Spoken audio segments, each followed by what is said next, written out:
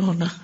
اور بہت سے لوگ اس سے خوف زدہ ہیں، اور ہر شخص یہ سمجھ رہا ہے کہ شاید وہ مجھے آ کے پکڑ لے گا اور ہم اس بیماری سے دوچار ہو جائیں گے.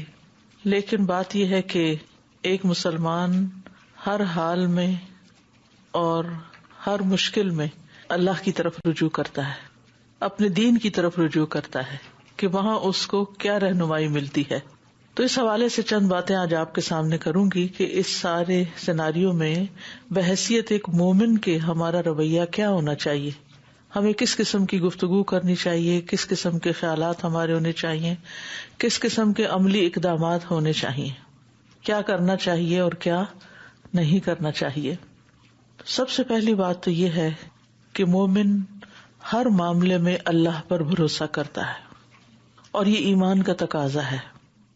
یہ زندگی ایک امتحان ہے اور ہر روز ایک نیا امتحان ہوتا ہے، اور مومن بزدل نہیں ہوتا، مومن بہادر ہوتا ہے، کیونکہ اس کو پتا ہے کہ اس کے ساتھ اللہ ہے. لا تحزن ان اللہ معنا، غم نہ کرو، بے شک اللہ ہمارے ساتھ ہے. تو ہر معاملے میں، چاہے وہ کورونا ہو یا اس کے علاوہ زندگی میں چلنے والی کوئی اور مشکل ہو، آنے والی کوئی پریشانی ہو، ان سب معاملات میں انسان کو اللہ پر بھروسہ کرنا چاہیے اور یہ سوچنا چاہیے کہ سارے معاملات اللہ کے ہاتھ میں ہیں، ہر چیز کی کنجیاں اللہ کے ہاتھ میں ہیں. سورۃ تغابن میں اللہ تعالیٰ فرماتے ہیں ما اصاب من مصیبت الا باذن اللہ ومن یؤمن باللہ یہد قلبہ واللہ بکل شیء علیم. جو مصیبت بھی آتی ہے وہ اللہ کے اذن سے آتی ہے، اللہ کی اجازت سے آتی، اللہ کی مرضی سے آتی، اللہ کی مشیت سے آتی ہے. اور جو شخص اللہ پر ایمان لائے، اللہ پر بھروسہ کرے، اللہ پر توکل کرے، تو اللہ اس کے دل کو ہدایت بخشتا ہے، اس کا دل مطمئن ہو جاتا ہے. اور اللہ ہر چیز کو جاننے والا ہے، اللہ کو سب پتا ہے کہ دنیا میں کیا ہو رہا ہے، کیا صحیح ہے، کیا غلط ہے، کیا نقصان دینے والا ہے، کیا فائدہ دینے والا ہے، کس وقت کس شخص کو کیا چیز پہنچنی چاہیے اور کس وقت کس سے کیا چیز روک لینی چاہیے، کیونکہ تمام معاملات کی تدبیر اللہ کے ہاتھ میں ہے. وہ ہوتا ہے جو اللہ چاہتا ہے اور وہ نہیں ہوتا جو اللہ نہیں چاہتا. اگر اللہ سبحانہ و تعالیٰ کسی کام کے کرنے کا ارادہ کر لے تو اللہ سے بچانے والا بھی کوئی نہیں. سورۃ الاحزاب میں اللہ تعالیٰ فرماتے ہیں قل من ذا الذی یعصمکم من اللہ ان اراد بکم سوءا او اراد بکم رحمہ ولا یجدون لهم من دون اللہ ولیا ولا نصیرا. کہہ دیجئے وہ کون ہے جو تمہیں اللہ سے بچائے گا اگر وہ تمہارے ساتھ کسی برائی کا ارادہ کر لے، وہ تمہیں بیمار کرنا چاہے تو پھر کون بچا سکتا ہے؟ کوئی بھی نہیں. یا تم پر کسی مہربانی کا ارادہ کر لے تو بھی اللہ کی مہربانیوں کو کوئی روک نہیں سکتا. اور وہ اپنے لیے اللہ کے سوا کوئی دوست نہ پائیں گے. کون؟ مومن، ایمان والے. اور وہ اپنے لیے اللہ کے سوا کوئی دوست نہ پائیں گے اور نہ کوئی مددگار. تو اصل مدد اللہ کی ہے، اصل خیر اللہ کے ہاتھ میں ہے، ہر چیز کا وہ مالک ہے. لہو ملک السماوات والارض، آسمانوں اور زمین کی بادشاہت اسی کے ہاتھ میں ہے، اسی نے پیدا کیا ہے، وہی تدبیر کرتا ہے، وہی کنٹرول کرتا ہے. اس لیے اسی کی طرف رجوع کرنا چاہیے، اسی پر بھروسہ کرنا چاہیے. سورۃ التوبہ میں آتا ہے قل لن یصیبنا الا ما کتب اللہ لنا. کہہ دیجیے ہمیں کچھ نہیں پہنچے گا، ہم پر مشکل نہیں آئے گی مگر وہی آئے گی جو اللہ نے ہمارے لیے لکھ دی. اور وہ کب لکھی گئی تھی؟ ہماری تقدیریں کب لکھی گئی تھی؟ زمین و آسمان کی تخلیق کے بھی 50,000 سال پہلے. 50,000 سال پہلے کہاں تھے ہم اس وقت؟ ہمارا کوئی وجود بھی نہیں تھا.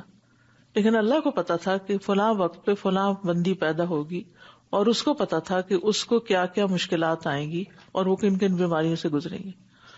تو اتنا پاورفل ہے یہ جملہ. قل، آپ کہہ دیجئے، سب کو بتا دیجئے، لن یصیبنا الا ما کتب اللہ لنا، ہمیں ہرگز کچھ نہیں پہنچے گا مگر وہی جو اللہ نے ہمارے لیے لکھا. ہوا مولانا، وہ ہمارا پروٹیکٹر ہے، وہ ہمارا مولا ہے. وَعَلَى اللَّهِ فَلْيَتَوَكَّلِ الْمُؤْمِنُونَ، اور مومنوں کو اللہ پر ہی بھروسہ کرنا چاہیے، اللہ پر توکل کرنا چاہیے۔ تکلیف پہنچانا اور تکلیف دور کرنا اللہ کے اختیار میں ہے۔ تکلیف اسی کے اذن سے آتی ہے اور دور بھی وہی کرتا ہے۔ تو اگر وہ ہمیں پروٹیکٹ کر رہا ہے تو چاہے ساری طرف پھیل جائے ہمیں نہیں پہنچے گی۔ تو اصل پروٹیکشن اللہ کی پروٹیکشن ہے۔ اور اسی طرح اگر کسی کو تقدیر کے لکھے کی وجہ سے تکلیف آ گئی تو اس کو دور بھی وہی کرے گا۔ تو تکلیف کے دور کرنے میں بھی اسی کی طرف رجوع کرنا ہے، نہ صرف یہ کہ اس بیماری میں، بلکہ زندگی میں کوئی بھی تکلیف ہو، کوئی بھی پریشانی ہو، کوئی بھی مسئلہ چل رہا ہو، ہم کیا کرتے ہیں؟ لوگوں کی طرف دیکھتے ہیں کون کیا کہہ رہا ہے۔ اور جس طرح آج کل آپ دیکھ رہے ہیں کہ ہر شخص باندھ باندھ کی بولیاں بول رہا ہے، جو دل میں آئے کہہ رہا ہے، طرح طرح کے نسخے بتائے جا رہے ہیں، طرح طرح کی افواہیں پھیلائی جا رہی ہیں، خوف پھیلایا جا رہا ہے، تو یہ مومن کا رویہ نہیں ہو سکتا۔ مومن بغیر تحقیق کے بات نہیں کرتا، مومن بے سوچے سمجھے باتیں نہیں کرتا، مومن ہر سنی سنائی بات پہ یقین نہیں کرتا، کیونکہ کسی شخص کے جھوٹا ہونے کے لیے اتنا ہی کافی ہے کہ وہ ہر سنی سنائی بات کو آگے کر دے، اور بالکل بے بنیاد باتیں جن کے بارے میں کوئی فیکٹس حقیقت میں پتہ ہی نہیں، صرف اسپیکولیشنز، صرف ازمپشنز، صرف سنی سنائی باتیں۔ تو ایسے میں اس سارے پروپیگنڈے سے متاثر ہونے کی بجائے انسان کو یہ سوچنا چاہیے کہ اگر کوئی تکلیف لکھی ہے تو وہ آ کے رہے گی، اس سے پہلے کہ وہ آئے مجھے دعائیں کرنی چاہیے کہ اللہ تعالیٰ مجھے اس سے بچا لے، اور اللہ نے دعائیں سن لی تو بچانا بھی اس کے ہاتھ میں، تکلیف دور کرنا بھی اس کے ہاتھ میں۔ سورۃ الزمر میں اللہ تعالیٰ فرماتے ہیں آیت 38، ان ارادنی اللہ بضر هل ہن کاشفات ضرہ او ارادنی برحمت هل ہن ممسکات رحمتہ قل حسبی اللہ علیہ یتوکل المتوکلون۔ اگر اللہ مجھے کوئی تکلیف پہنچانے کا ارادہ کرے تو کیا وہ اس تکلیف کو دور ہٹا سکتے ہیں؟ یا اگر وہ مجھ پہ رحمت کرنا چاہے تو یہ اس کی رحمت کو روک سکتے ہیں؟ کہہ دیجئے مجھے اللہ کافی ہے، اور توکل کرنے والے اس پر ہی توکل کرتے ہیں۔ اس توکل کا فائدہ کیا ہوتا ہے کہ انسان اپنے روز مرہ کے کام روٹین کے مطابق اطمینان کے ساتھ، سکون قلب کے ساتھ جاری رکھتا ہے۔ وہ پینک نہیں کریٹ کرتا، نہ وہ خود ہوتا ہے اور نہ دوسروں کو پریشان کرتا ہے، اور نہ وہ خوف کا شکار رہتا ہے، کیونکہ اس کو معلوم ہے کہ اگر اللہ نے مجھے بچانا ہے تو کچھ بھی نہیں ہونے والا، لہذا مجھے وسوسوں کا شکار نہیں ہونا چاہیے، کیونکہ بہت سا خوف و ہراس صرف وسوسوں کی وجہ سے ہوتا ہے۔ اور اللہ جس کے لیے رحمت کے دروازے کھول دے تو اسے کوئی بند نہیں کر سکتا۔ سورۃ فاطر میں آتا ہے ما یفتح اللہ للناس من رحمت فلا ممسک لها وما یمسک فلا مرسل له من بعدہ وہو العزیز الحکیم۔ جو کچھ اللہ لوگوں کے لیے رحمت میں سے کھول دے تو اسے کوئی بند کرنے والا نہیں، اور جو بند کر دے تو اس کے بعد اسے کوئی کھولنے والا نہیں، اور وہی سب پر غالب ہے، کمال حکمت والا ہے۔ یعنی اگر اللہ نے آپ کے لیے کوئی خیر لکھی ہے، وہ خیر چاہتا ہے تو ساری دنیا بھی مل کے اس کو کوئی روک نہیں سکتا، اور اگر کوئی نقصان ہے، کوئی دروازہ بند ہے تو سب مل کر کتنا بھی چارہ کر لیں کوئی کھول نہیں سکتے۔ اسی طرح ساری دنیا کے لوگ مل کر اگر آپ کو کوئی تکلیف پہنچانا چاہیں، آپ کا برا چاہیں، تو آپ کو تکلیف نہیں پہنچا سکتے مگر اتنی ہی جتنی اللہ نے لکھی ہو۔ اسی طرح نفع بھی کوئی نہیں دے سکتا مگر اتنا ہی جتنا اللہ نے آپ کے لیے لکھا ہے۔ مسند احمد کی روایت میں ہے، نبی صلی اللہ علیہ وسلم نے ابن عباس رضی اللہ عنہ سے فرمایا تھا، وَاعْلَمْ أَنَّ الْأُمَّةَ لَوِ اجْتَمَعُوا عَلَىٰ أَن يَنفَعُوكَ لَمْ يَنفَعُوكَ إِلَّا بِشَيْءٍ قَدْ كَتَبَهُ اللَّهُ لَكَ وَلَوِ اجْتَمَعُوا عَلَىٰ أَن يَضُرُّوكَ لَمْ يَضُرُّوكَ إِلَّا بِشَيْءٍ قَدْ كَتَبَهُ اللَّهُ عَلَيْكَ رُفِعَتِ الْأَقْلَامُ وَجَفَّتِ الصُّحُفُ۔ فرمایا جان رکھو اگر ساری امت مل کر تمہیں نفع پہنچانا چاہے تو تمہیں نفع نہیں پہنچا سکتی سوائے اس کے جو اللہ نے تمہارے لیے لکھ دیا، اور اگر وہ سارے مل کر تمہیں نقصان دینا چاہیں تو تمہیں نقصان نہیں پہنچا سکتے سوائے اس کے جو اللہ نے تمہارے لیے لکھ دیا۔ قلم اٹھا لیے گئے، صحیفے خشک کر دیے گئے، لہذا اطمینان سے بیٹھے۔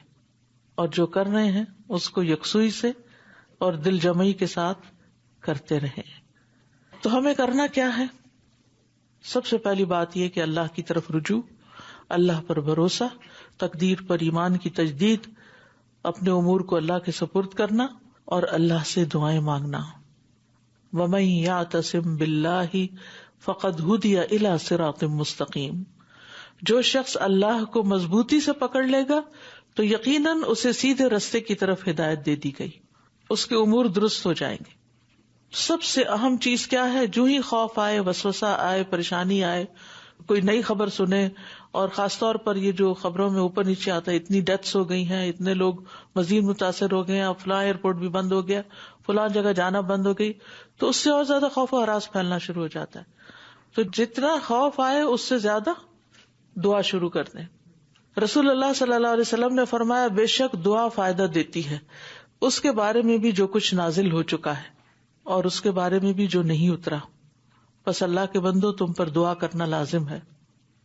پھر اسی طرح اپنے آپ کو، اپنی آل اولاد کو، اپنے اموال کو اللہ کی حفاظت میں دے دیں، اللہ کی پروٹیکشن میں دے دیں.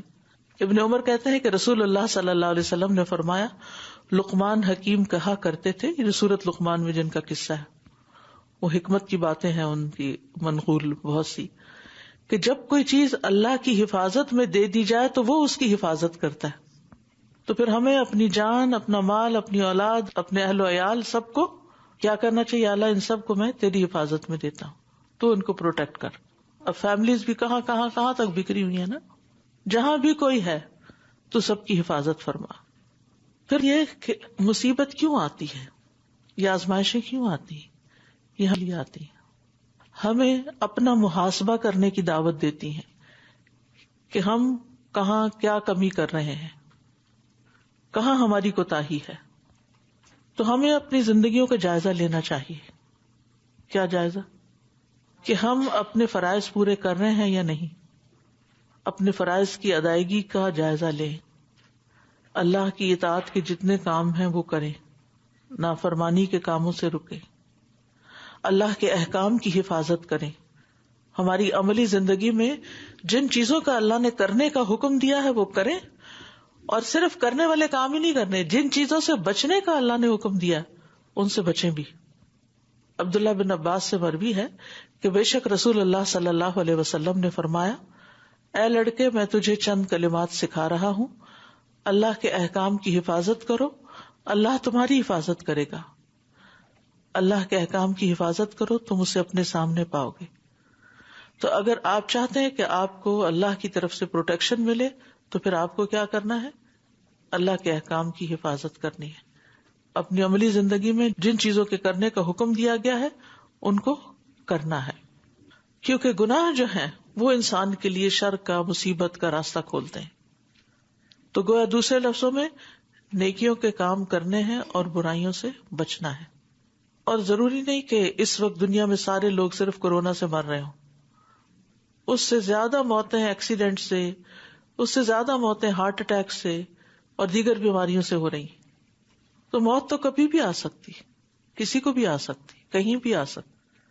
تو اس کی تیاری تو رکھنی ہی چاہیے. تو یہ تکلیفیں کیوں آتی ہیں؟ تاکہ ہم جاگیں، واپسی کی تیاری کریں، اپنے اعمال کا جائزہ لیں، اپنی ذمہ داریوں کو پورا کریں، اپنے فرائض میں جو کمی کوتاہی ہے اس کو درست کریں. پھر یہ کہ اگر دعاؤں کے باوجود، توکل کے باوجود کوئی تکلیف کسی پر آ جاتی ہے، آپ پر یا آپ کے کسی پیارے پر، تو اس حال میں بھی ناراض نہیں ہونا اللہ سے، کیونکہ مومن کے لیے ہر حال میں خیر ہے.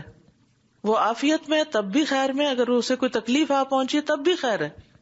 رسول اللہ صلی اللہ علیہ وسلم نے فرمایا، مومن کا معاملہ بھی عجیب ہے کہ اس کے ہر حال میں خیر ہی خیر ہے، اور یہ بات مومن کے سوا کسی کو حاصل نہیں. مومن کے سوا کسی کو حاصل نہیں. اسے اگر کوئی تکلیف پہنچے تو وہ شکر کرتا ہے اور اس کے لیے تو اس میں بھی خیر ہے، اور اگر اسے کوئی نقصان پہنچے تو وہ صبر کرتا ہے تو وہ بھی اس کے لیے بہتر ہوتا ہے. یا وہ شکر کے حال میں ہے یا وہ صبر کی حالت میں ہے. اگر تکلیف آ پہنچتی ہے تو اس صورت میں صبر اور برداشت اور اللہ کی رضا پہ راضی رہنا، یہ پھر درجات کی بلندی کا باعث ہے، اور یہ مومن کے سوا کسی کے لیے. غیر مومن کے لیے کیا ہے کہ اس کو تو نہ اللہ پر یقین ہے، نہ ایمان ہے، نہ آخرت کی جزا پر کوئی یقین ہے کہ یہاں دنیا میں پہنچنے والی تکلیف کے عوض مجھے وہاں پر بہت بڑا درجہ ملے گا.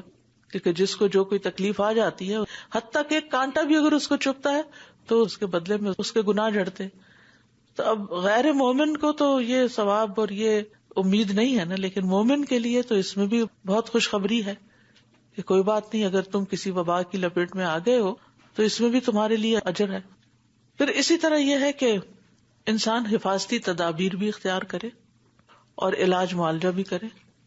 علاج معالجہ کرنا جو ہے وہ توکل کے منافی نہیں. تو بیماری سے بچنے کے لیے جو حفاظتی تدابیر ہیں اس میں کیا ہے کہ ایسی چیزوں کا استعمال کریں جو آپ کی امیونٹی بڑھائیں، کیونکہ وائرسز تو ہر وقت فضا میں ہوتے ہی ہیں، لیکن وہ کس کو اٹیک کرتے ہیں؟ جس کے اندر مدافعاتی نظام جو ہے وہ کام نہیں کرتا یا کم ہوتا ہے، تو اسے ہر طرح کے جراثیم افیکٹ کر جاتے ہیں.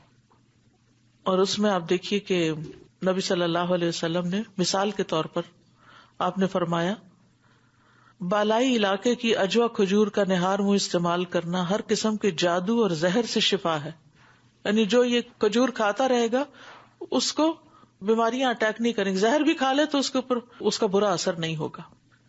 اسی طرح کلونجی جو ہے، شہد، یہ ساری چیزیں جو مصنوعی علاج ہیں، یہ بیماری کے آنے پر بھی کسی معالج کے مشورے کے ساتھ اور بیماری کے آنے سے پہلے بھی انسان اگر ریگولرلی اپنی روٹین کی غذا میں کسی نہ کسی طرح شامل کر لے ان چیزوں کو تو اس سے فائدہ ہوگا انشاءاللہ. پھر آپ دیکھیں قرآن سے علاج کرنا. قرآن مجید میں آتا ہے سورۃ فصلت میں قل هو للذین آمنوا ھدی وشفاء والذین لا یؤمنون فی آذانہم وقر وہو علیہم عمی. کہہ دیجئے یہ قرآن ان لوگوں کے لیے جو ایمان لائے ہدایت اور شفا ہے، اور جو لوگ ایمان نہیں لاتے ان کے کانوں میں بوجھ ہے اور یہ ان کے حق میں اندھا ہونے کا باعث ہے. سورۃ بنی اسرائیل میں ہے وَنُنَزِّلُ مِنَ الْقُرْآنِ مَا هُوَ شِفَاءٌ وَرَحْمَةٌ لِّلْمُؤْمِنِينَ. ہم قرآن کے ذریعے سے وہ چیز نازل کرتے ہیں جو مومنوں کے لیے شفا اور رحمت ہے. تو قرآن سے مضبوط تعلق، قرآن کی تلاوت، قرآن کہیں سے بھی آپ پڑھیں وہ آپ کے لیے شفا ہے. لیکن خاص طور پر جو شفا کی آیات جن کو کہا جاتا ہے آیات شفا، ان کو اگر آپ پڑھیں تو انشاءاللہ اس سے بھی فائدہ ہوگا. پھر کسی بھی طرح کے وائرس کے اٹیک سے، چاہے کرونا ہو یا کوئی اور ہو، ہم اس سے تو ڈرے بیٹھے ہیں، لیکن اس کے علاوہ کوئی اور بھی تیار ہوں گے اٹیک کرنے کو، تو اس کے لیے صبح شام کی دعائیں اور اذکار، ان کی پابندی کریں. اس میں خاص طور پر یہ دعا بسم اللہ الذی لا یضر مع اسمہ شیء فی الارض ولا فی السماء وہو السمیع العلیم. عثمان بن عفان رضی اللہ عنہ کہتے ہیں کہ میں نے رسول اللہ صلی اللہ علیہ وسلم سے سنا، آپ فرماتے تھے جس نے شام کو 3 بار یہ دعا پڑھ لی اسے صبح تک کوئی اچانک مصیبت نہیں آئے گی، اور وہ ہے بسم اللہ الذی لا یضر مع اسمہ شیء فی الارض ولا فی السماء وہو السمیع العلیم. اللہ کے نام سے، وہ ذات کے اس کے نام سے کوئی چیز زمین میں ہو یا آسمان میں نقصان نہیں دے سکتی، اور وہ خوب سنتا ہے اور خوب جانتا ہے. اور فرمایا اور جس نے صبح کے وقت یہ دعا پڑھ لی 3 بار، شام تک اسے کوئی مصیبت نہیں آئے گی، یعنی اچانک آ کے پڑھنے والی. راوی کہتے ہیں کہ اس حدیث کے روایت کرنے والے ابان بن عثمان کو فالج ہو گیا تھا، تو ان سے حدیث سننے والا ان کو تعجب سے دیکھنے لگا کہ پھر یہ فالج کیسے ہو گیا آپ کو؟ انہوں نے کہا کیا ہوا، مجھے کیا دیکھتے ہو؟ اللہ کی قسم میں نے عثمان رضی اللہ عنہ پہ جھوٹ نہیں بولا، اور نہ عثمان رضی اللہ عنہ نے رسول اللہ صلی اللہ علیہ وسلم پہ جھوٹ بولا، لیکن جس دن مجھے یہ فالج ہوا میں اس دن غصے میں تھا اور یہ کلمات پڑھنے بھول گیا تھا. تو اس لیے پابندی کے ساتھ اس کو پڑھیں، اور پڑھنے کا وقت بھی یاد رکھیں کیا ہے. پڑھنے کا وقت سورج نکلنے سے پہلے، فجر کی اذان کے بعد سے لے کے سورج نکلنے تک، اور شام کے لیے عصر کی نماز کے بعد سے لے کر مغرب کی نماز تک. بعض لوگ مغرب کے بعد پڑھ رہے ہوتے ہیں، وہ صرف اذکار رہ جاتے ہیں، پروٹیکشن نہیں رہتی. بعض لوگ سورج نکلنے کے بعد پڑھ رہے ہوتے ہیں. پھر اسی طرح عافیت کی دعا. ابن عمر کہتے ہیں کہ رسول اللہ صلی اللہ علیہ وسلم جب صبح اور شام کرتے تو ان دعاؤں کا پڑھنا نہیں چھوڑتے تھے، آپ نے کبھی چھوڑی ہی نہیں تھی. اللہم انی اسألک العافیۃ فی الدنیا والآخرہ اللہم انی اسألک العفو والعافیۃ فی دینی و دنیای و اہلی و مالی اللہم استر عوراتی و آمر روعاتی اللہم احفظنی من بین یدی و من خلفی و عن یمینی و عن شمالی و من فوقی و اعوذ بعظمتک ان اغتال من تحتی.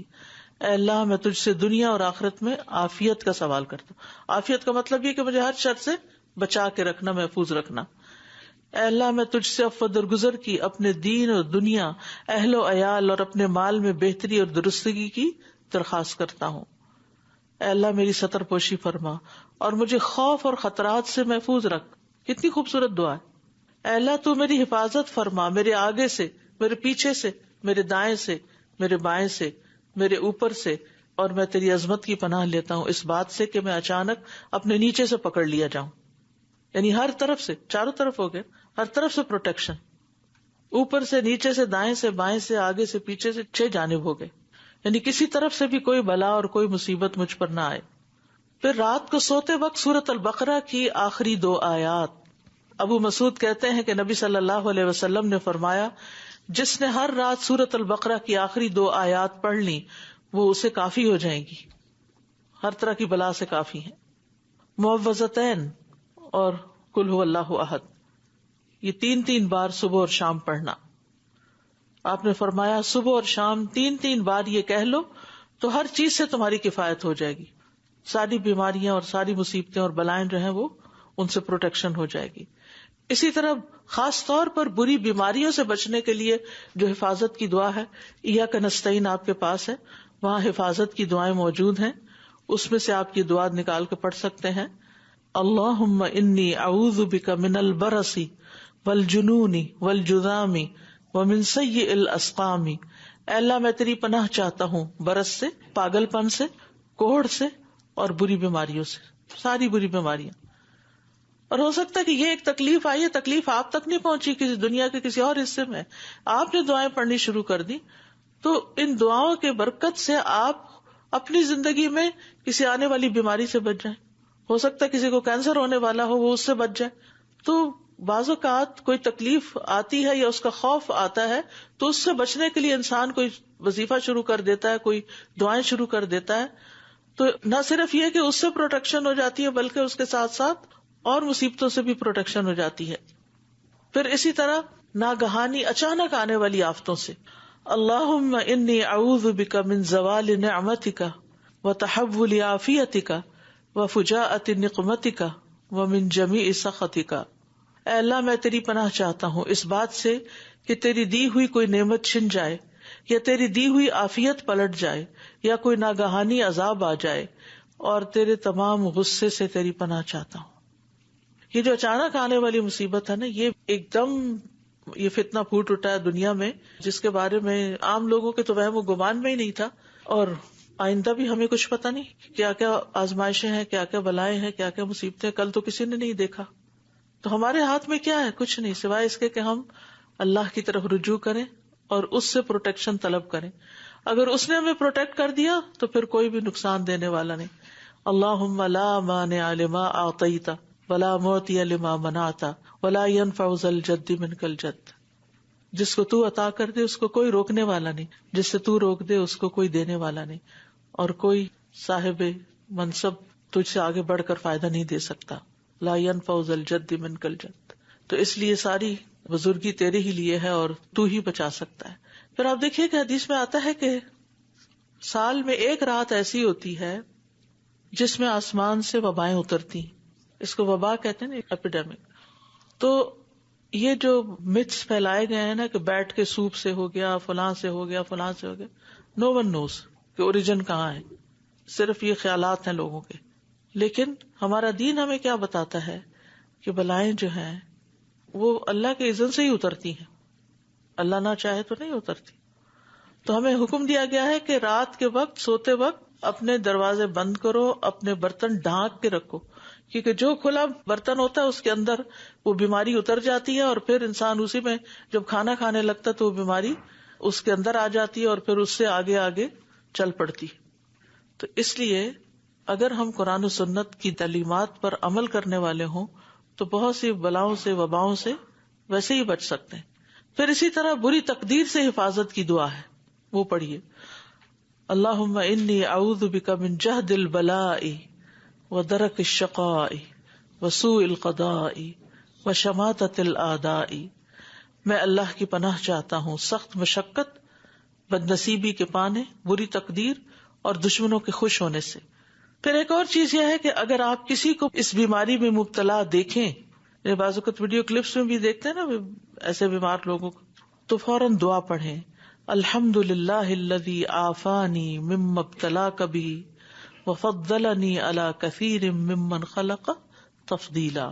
تمام تعریفیں اسی ذات کے لیے ہیں جس نے مجھے اس مصیبت سے نجات دی جس کے ساتھ اس نے تجھے مبتلا کیا، اور مجھے اپنی اکثر مخلوق پر فضیلت دی، بہت زیادہ فضیلت دینا، یعنی اللہ نے بہت لوگوں سے بھلے حال میں رکھا ہے تو وہ مصیبت اس شخص کو نہیں پہنچے گی. یہ بھی پروٹیکشن کے لیے ہے کہ کسی صاحب مصیبت کو دیکھ کر اپنی عافیت کی دعا کر لی جائے. پھر اسی طرح یہ ہے کہ طہارت کا اہتمام، وضو کا اہتمام. اب اس میں پروٹیکشن میں کیا بتا رہے ڈاکٹرز؟ بار بار ہاتھ دھویں. مومن تو کھانے سے پہلے ہاتھ دھو رہا ہے، وضو کے لیے ہاتھ دھو رہے ہیں، کہ کسی بھی نجس چیز کو ہاتھ لگایا، بچے کو چینج کیا ہے، خود کسی ایسی جگہ ہاتھ لگ گیا ہے جہاں کوئی گندی یا نجاست ہے، تو ہمیں تو ہر حال میں، یعنی کوئی یہ وائرس ہو یا نہ ہو، بنیادی طور پر ہی ہمیں تعلیم دی گئی ہے کہ ہم صاف ستھرے رہیں. کیوں؟ اس لیے کہ ان اللہ یحب التوابین ویحب المتطہرین، بے شک اللہ بہت زیادہ توبہ کرنے والوں اور پاک صاف رہنے والوں سے محبت کرتا ہے. پھر اسی طرح کلی کرنا اور ناک میں پانی ڈالنا، ہر نماز کے ساتھ کلی اور ناک میں پانی ڈالیں. اور ناک میں پانی ڈالنے میں جو زیادہ افضل ہے وہ یہ کہ اوپر تک چڑھائیں تاکہ کڑوا لگنے لگے پانی. اگر دن کے ہر وضو میں آپ نہیں کر سکتے، کیونکہ ہم وضو بھی کیسے کرتے ہیں، بس ایسے ٹچ کر دیتے ہیں پانی، ناک میں چڑھاتے نہیں، اندر کے جراثیم نہیں مرتے، کیونکہ جتنے بھی وائرسز ہیں، جتنے بھی جراثیم ہیں، وہ ناک کے راستے سانس کے گلے تک جاتے ہیں اور پھر پھیپھڑوں میں، اور پھیپھڑے میں جو چیز چلی گئی تو وہ تو صحیح زندگی حرام کر دیتی. تو اس لیے بہت ضروری ہے کہ ناک کو صاف کرنے کا اہتمام کریں، خاص طور پر جب آپ گھر میں، پبلک پلیسز پہ مشکل ہوتا ہے، لیکن آپ گھر میں ہو تو خوب اچھی طرح پانی چڑھا کے اچھی طرح جھاڑیں. پھر عام طور پر بھی ہاتھوں کی صفائی کا خیال رکھنا، صرف گندی چیزوں سے نہیں، جیسے کچھ کھایا یا کچھ ہاتھ کو لگا تو خالی ٹیشو پیپر کافی نہیں ہے. ابو ہریرہ سے روایت ہے کہ رسول اللہ صلی اللہ علیہ وسلم نے فرمایا، جو شخص اس حال میں سو گیا کہ اس کے ہاتھ پہ چکنائی لگی رہ گئی تھی، آپ نے کھانا کھایا اور ٹیشو اٹھایا اور بس ایسے ہی مسل دیا اور ناخنوں کے اندر یا کہیں بھی کھانے کی کچھ چیزیں اندر ہی چپکی رہ گئی یا ہاتھ میں چپکی رہ گئی، خاص طور پہ اگر ہاتھ سے کچھ کھا رہے ہیں اور اس نے دھویا نہیں، پھر اسے کچھ ہو گیا تو اپنے آپ کو ملامت کرے. تو اس سے کیا پتہ چلتا ہے کہ جیسے کھانے کے بعد ہاتھ دھونا سنت میں سے ہے اور ہمارے کلچر میں سے ہے، یعنی مسلمانوں کے، تو اس لیے بہت ضروری ہے کہ ان چیزوں کا اہتمام کیا جائے. پھر اسی طرح غسل کا اہتمام. اور پھر یہ تو ہے اپنے لیے، عمومی طور پر ایک ذمہ دار فرد کی حیثیت سے جھوٹی اور خوف زدہ کرنے والی خبریں پھیلانے سے بچیں. آپ دیکھیں کہ سوشل میڈیا پہ جتنا اس کا مذاق اڑایا جا رہا ہے اور جتنی افواہیں پھیلائی جا رہی ہیں اور جتنا لوگوں کو خوف زدہ کیا جا رہا ہے اور بے وقوف بنایا جا رہا ہے بعض جگہوں پر، تو ایک مومن کی شان نہیں کہ ایسی کوئی بات کہے، کرے یا آگے فارورڈ کرے. ایسی چیزوں کے پیچھے ہی نہیں پڑنا چاہیے. لا تقف ما لیس لک بہ علم ان السمع والبصر والفؤاد کل اولئک کان عنہ مسئولا. اس چیز کے پیچھے مت پڑو جس کا تمہیں علم نہیں، مت اپنا اوپینین دو، مت اپنی رائے دو جس کا پتہ ہی نہیں، کیونکہ کان، آنکھ اور دل سے سوال کیا جائے گا، ہر ایک سے سوال کیا جائے گا. ان السمع، جو ہم سنتے ہیں آڈیوز میں یا ویسے کسی کی بات یا دیکھتے ہیں، والبصر، یا پھر وہ دل میں لے آتے ہیں، سوچتے ہیں اس کے بارے میں، یقین کر لیتے ہیں حالانکہ اس کی کوئی حقیقت ہی نہیں. کل اولئک کان عنہ مسئولا. ان سارے اعضاء سے سوال کیا جائے گا، ان سے ہم کیا کام لیتے رہے. تو اس لیے خوف اور دہشت کا ماحول پیدا نہ کریں، جھوٹی خبریں آگے پھیلانے سے بچیں جن کی کوئی حقیقت اور کوئی بنیاد نہیں. پھر اسی طرح یہ ہے کہ تکلیف پر اللہ سے راضی رہیں. یعنی ایک تو تھا نا صبر کریں، اور ایک یہ ہے کہ راضی رہیں. اور راضی رہنے میں کیا ہے؟ جیسے سورۃ البقرہ میں آتا ہے وَلَنَبْلُوَنَّكُمْ بِشَيْءٍ مِّنَ الْخَوْفِ وَالْجُوعِ وَنَقْصٍ مِّنَ الْأَمْوَالِ وَالْأَنفُسِ وَالثَّمَرَاتِ وَبَشِّرِ الصَّابِرِينَ الَّذِينَ إِذَا أَصَابَتْهُمْ مُصِيبَةٌ إِنَّا لِلَّهِ وَإِنَّا إِلَيْهِ رَاجِعُونَ أُولَٰئِكَ عَلَيْهِمْ صَلَوَاتٌ مِّن رَّبِّهِمْ وَرَحْمَةٌ وَأُولَٰئِكَ هُمُ الْمُهْتَدُونَ. اور یقیناً ہم تمہیں خوف اور بھوک اور مالوں اور جانوں اور پھلوں کی کمی میں سے کسی نہ کسی چیز کے ساتھ ضرور آزمائیں گے. یعنی امتحان ہوتے رہیں گے، یہ آزمائش نہیں تو کوئی اور ہوگی. اور صبر کرنے والوں کو خوشخبری دے دو کہ جب انہیں کوئی مصیبت پہنچتی ہے تو وہ کہتے ہیں بے شک ہم اللہ کے لیے ہیں اور بے شک ہم اسی کی طرف لوٹنے والے ہیں. یعنی اللہ نے ہمیں بھی پیدا کیا، اسی نے بھیجا، واپس بھی اس کی طرف جانا ہے. یعنی اس کے اس فیصلے پر ہم اس سے ناراض نہیں. یہ لوگ ہیں جن پر ان کے رب کی طرف سے کئی مہربانیاں اور بڑی رحمت ہے، اور یہی لوگ ہدایت پانے والے ہیں. اور جب مومن پہ کوئی آزمائش آتی ہے تو جو اس آزمائش پر راضی رہتا ہے، اللہ سے ناراض نہیں ہوتا، اللہ تعالیٰ بھی اس سے راضی ہو جاتا ہے. اور جو اللہ سے ناراض ہوتا ہے، اللہ تعالیٰ اس سے ناراض ہو جاتا ہے. پھر اس کے بعد یہ ہے کہ اگر ایک بیماری آ جائے یا کوئی مال یا جان یا تکلیف میں سے کچھ بھی مال و جان کی تکلیف آ جائے تو سوچنا چاہیے کہ الحمدللہ باقی تکلیف ہے نا، میرا دین تو سلامت ہے، میرا رب میری دعائیں سننے والا ہے، اللہ نے مجھے مومن پیدا کیا. اگر اس راستے میں میری موت بھی آ جاتی ہے تو ایسی وباؤں میں مرنے والوں کے لیے یعنی اللہ سے امید کی جا سکتی ہے کہ جیسے طاعون کی بیماری میں مرنے والے کے لیے شہادت لکھی جاتی ہے. تو یاد رکھیے سب سے بڑی مصیبت دین کی مصیبت ہے، اور سب سے بڑی تکلیف جو ہے وہ کسی کا دین سے دور ہو جانا ہے مصیبت آنے پر. تو دین کی مصیبت میں دنیا اور آخرت دونوں کا خسارہ ہے. تو ایسے میں مصیبت آنے پر انسان کو فوراً اللہ کی تعریف کرنی چاہیے. تکلیف آنے پر بھی تعریف. جی ہاں، قاضی شرح کہتے ہیں بے شک مجھے جب کوئی مصیبت پہنچتی ہے تو میں 4 مواقع پہ اللہ کی حمد بیان کرتا ہوں. نمبر 1، میں اس وقت بھی اللہ کی تعریف کرتا ہوں جب وہ مصیبت اس آنے والی مصیبت سے زیادہ بڑی نہیں ہوتی، یعنی بڑی مصیبت سے چھوٹی ہے، اس سے بڑی بھی آ سکتی تھی. اس وقت بھی حمد کرتا ہوں جب وہ مجھے اس مصیبت پہ صبر کی توفیق دیتا ہے. میں اس وقت بھی حمد بیان کرتا ہوں جب وہ مجھے اس کام کے لیے جس پر مجھے ثواب کی امید ہوتی ہے انا للہ پڑھنے کی توفیق دیتا ہے. میں اس وقت بھی اس کی تعریف بیان کرتا ہوں جب وہ اس مصیبت کو میرے لیے دین کی مصیبت نہیں بناتا. وَلَا تَجْعَلْ مُصِيبَتَنَا فِي دِينِنَا. اور آخری بات یہ ہے کہ وبا پھیلنے کے موقع پر انسان خواہ مخواہ ایسی جگہوں پر نہ جائے کہ جہاں بیماری پھیل چکی ہو، اور اگر وہ وہاں رہتا ہے تو وہاں سے نکل کر کہیں اور نہ جائے. یہ بھی ہمارے دین کی تعلیم. وآخر دعوانا ان الحمدللہ رب العالمین. السلام علیکم. وعلیکم. ہم لوگوں میں یہ خاص چیز ہے کہ جب تک تکلیف خود پر نہیں گزرتی اس وقت تک ہم اس کو یہ سمجھتے ہیں کہ صرف اوروں کے لیے، ہمارے لیے نہیں ہے. اور جو پڑھنا یا دعائیں کرنا یا لوگوں سے پوچھتے کہ کیا وظیفہ پڑھیں، کیا دعا کریں، وہ اس وقت ہوتا ہے جب اس مصیبت میں گرفتار ہو جاتے ہیں. تو ہونا تو یہی ہمارا چاہیے. دین ہی ہمیں سکھاتا ہے کہ پہلے سے سیکھیں اپنی پروٹیکشن کے لیے یعنی دعائیں کرو. اور ایک میں پھر شیئر کروں گی، یہ تکلیف یہ بیماری کا میں نے سنا نہیں تھا، لیکن اتفاق سے وہ کوئی لیکچر چل رہا تھا یا کوئی ڈاکٹر تھی جس نے جب یہ کہا کہ 5 مرتبہ ہاتھ دھو تو اس 5 کے ہنسے نے میرے کان کھڑے کر دی. جی، اور یہ سوچا کہ 5 ہی کیوں کہے اس نے. گوری ڈاکٹر تھی، 2 کہتی، 7 کہتی، 10 کہتی، یا کہتی کہ دھوتے رہو، لیکن اس 5 کے حصے پہ میں نے کہا کہ سبحان اللہ، ہمارے دین میں 5 دفعہ کی وضو ہے. کوئی حکمت ہے نا، کوئی حکمت ہے نا کہ 5 دفعے ہے. السلام علیکم استاذہ. میں نے اور میری فیملی نے عمرے کی ٹکٹ بک کرائی تھی 11 مارچ سے، مارچ بریک میں فور 10 ڈیز کے لیے. تو اب ہم لوگ کیا کریں، جائیں کہ ویٹ کریں؟ اجازت ملے گی تو جائیں گے نا، ورنہ انتظار میں بھی اجر ہی اجر ہے. یہ بھی یاد رکھیں، صلح حدیبیہ کا موقع یاد رکھیں کہ جب مسلمان نکل کے مکہ کے قریب پہنچ چکے تھے، ابھی آپ تو نکلے نہیں جی، وہ قریب پہنچ چکے تھے اور ان کو وہاں سے بغیر عمرے کے واپس لوٹنا پڑا. جی. اور اب سمجھ میں آتا ہے بہت اچھی طرح کہ حضرت عمر کی وہ کیفیت کیوں ہوئی تھی اور باقی صحابہ کے اوپر کیا گزری تھی. تو اس میں بھی خیر ہے، اس میں بھی خیر ہے، کیونکہ آپ کو عمرے کا پورا اجر مل جائے گا انشاءاللہ. I was thinking that this is also part of Rida bil Qadr, being pleased with Allah's decree, that if a person intended to go for Umrah, they purchased their tickets, made their bookings, everything, but they're not able to go, or there's some other travel plans or anything else that you had intended to do but you're not able to do because of this epidemic, then, not complaining about it, not getting upset, not blaming people, not backbiting people, not criticizing the decision of a government. This is all part of our response to this event, and we have to be careful about how we respond.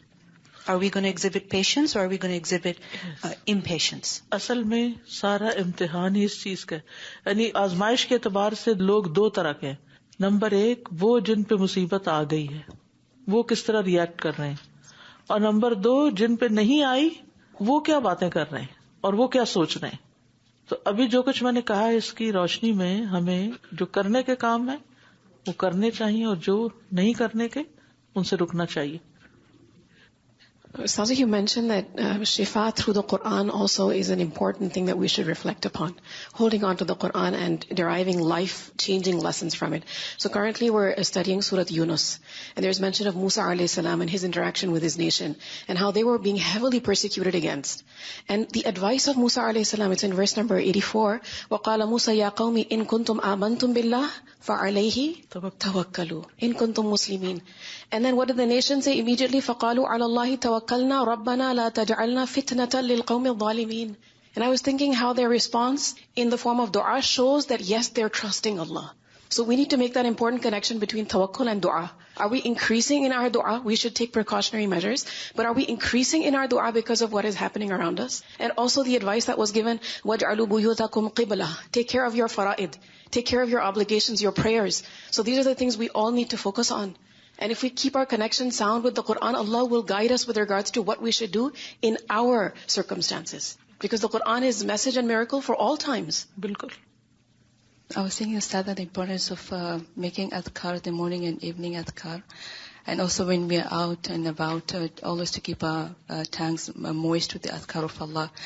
Our sister was sharing a story to me on Saturday that she was walking downtown, just in the street, and then she saw, subhanAllah, suddenly two men are running towards her, one with a knife. So the one who was in front just came and fall, and she fell on him. So the guy with the knife was just trying to stop the one underneath the sister, but he was not moving his hand. He was just stuck like this. And the lady told me that she knew it was the adhkar she was making, that Allah was protecting her. Because this guy was with a big knife and nobody was helping, nobody called the police or anything. Just they were all standing and watching, subhanAllah. And she said because she was scared, she woke up and trying to run away, she fell down and it's hitting her. And subhanAllah, she's just saying that every time she's saying astaghfirullah, astaghfirullah. And she was sure that Allah protected her. So we need to always be doing our adhkar every time that Allah will protect us, inshallah. میں سوچ رہی تھی کہ اتنے بڑے tsunami آتے ہیں اور بڑے بڑے طوفان اللہ تعالیٰ جب بھیجتے ہیں تو لوگ کتنی پروٹیکشن کر لیتے ہیں. وہ جگہوں سے دور بھی تھوڑا چلے جاتے ہیں جہاں جو چیز برباد ہونی یا جو چیز جس کو موت آنی یہ تو اللہ تعالیٰ کے ہاتھ میں. تو تب تو ایک دم سے بے شمار لوگ جو ہیں وہ اللہ تعالیٰ ان کی جانیں ختم کر دیتا ہے. تو ہمیں سب سے زیادہ ہے کہ اللہ تعالیٰ سے توکل اور ہر بات میں. جی، اور پھر موت سے فرار تو ہے ہی نہیں. کہاں بھاگیں گے؟ قُلْ لَن يَنْفَعَكُمُ الْفِرَارُ إِنْ فَرَرْتُم مِّنَ الْمَوْتِ أَوِ الْقَتْلِ. كُلُّ مَنْ عَلَيْهَا فَانٍ. واپسی تو ہے ہی ہے.